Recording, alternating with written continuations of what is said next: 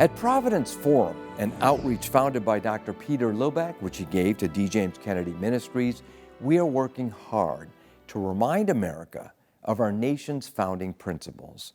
The essence of America, as the founders saw it, is this: the consent of the governed, in other words, self-rule, under God. Take out the God part, and suddenly the question is, where do our rights come from? We asked Dr. Os Guinness, a prolific author and speaker and Christian thinker, does America's Christian heritage matter? I think the Christian roots of the U.S. matter supremely because of the deep crisis America's in now. So there's no question that America is as deeply divided as at any time since just before the Civil War. And the question is why? Some people say it's the heartlanders in the flyover territory against the coastals in California and New York, and others say it's the nationalists and the populists over against the George Soros-style globalists.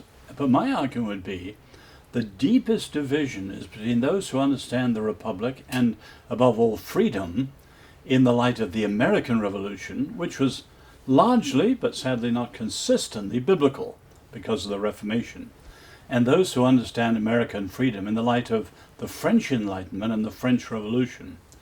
And if you look at the ideas going through America now, postmodernism, political correctness, tribal politics, identity politics, the sexual revolution, currently the rage for socialism, they all go back to the French Revolution, not the American. And by tearing up the Christian and Jewish and Christian roots, America is really at a crisis moment. Will those roots be restored, or are they going to be replaced and repealed, and America will be a very different country? That's the significance of what we're talking about.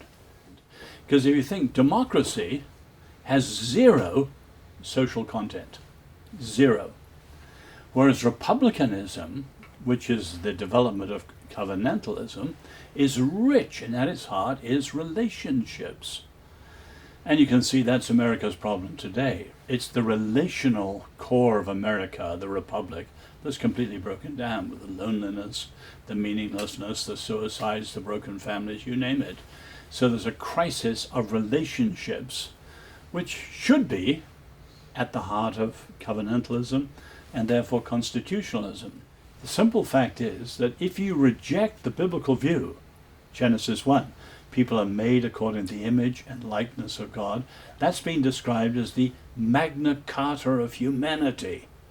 A great phrase, the Magna Carta of humanity. If you reject that, why are humans unique? Why are they precious?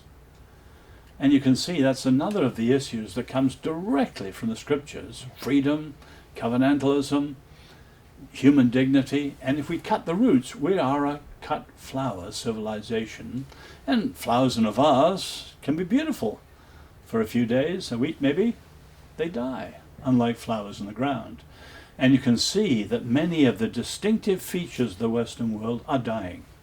We're a cut flower civilization. Dr. Os Guinness has written an important book recently called The Magna Carta of Humanity.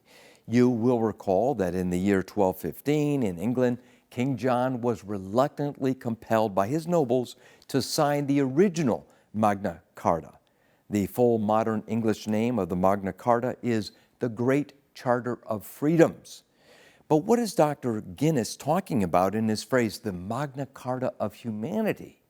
He's talking about the truth in Genesis chapter 1, that human beings are made in the image of God. Take away God, and you take away our freedoms.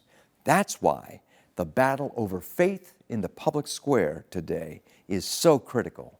For Providence Forum, I'm Jerry Newcomb.